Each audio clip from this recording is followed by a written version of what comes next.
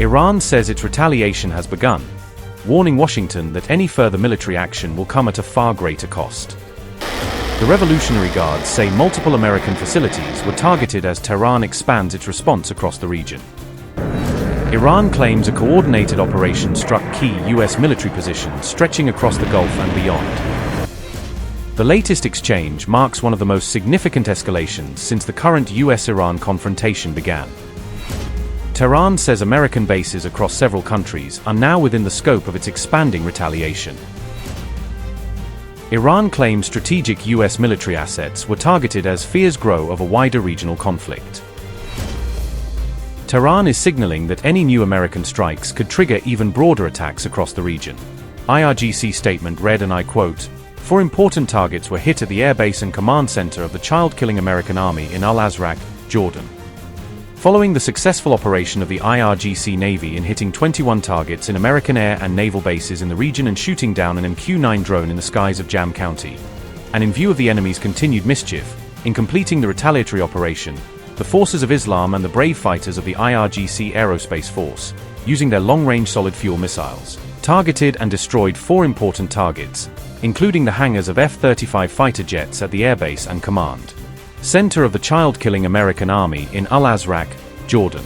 Our forces are ready for a crushing and decisive response to any renewed aggression by the enemy, and the consequences of any renewed aggression will be the responsibility of the American enemy." Unquote.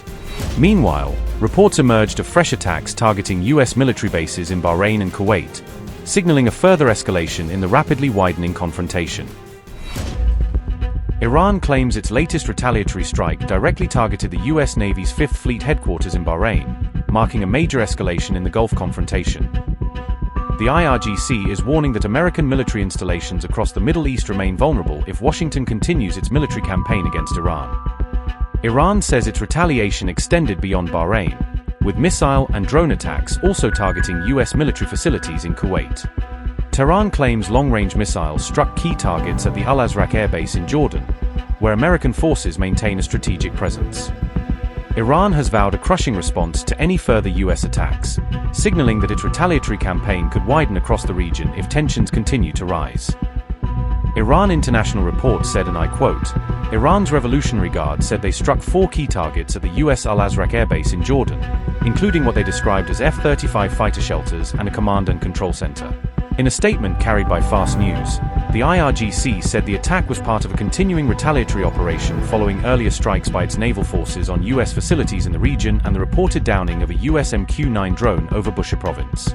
The Guard said their aerospace force used long-range solid-fuel missiles to target and destroy four sites at the base.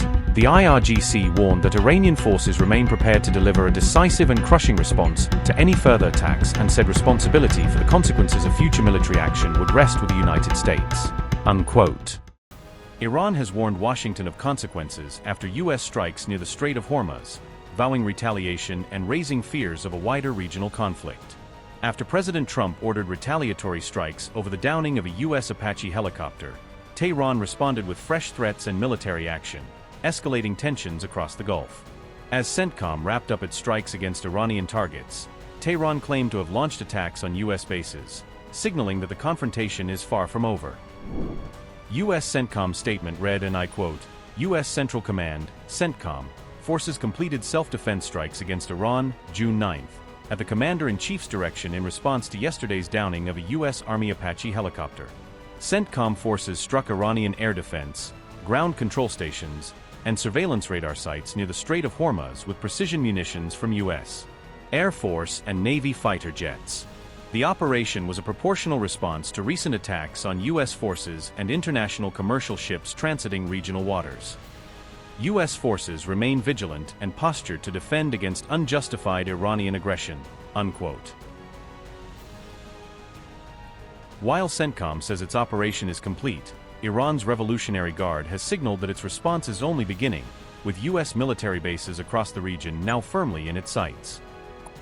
Iran's Khatam al-Anbiya Central HQ statement read, and I quote, "In response to the aggression of the terrorist American army in areas of southern Iran under the false pretext of their helicopter crashing, several U.S. bases in the region have been targeted by a powerful assault from the heroic army of the Islamic Republic of Iran and the brave warriors of the IRGC.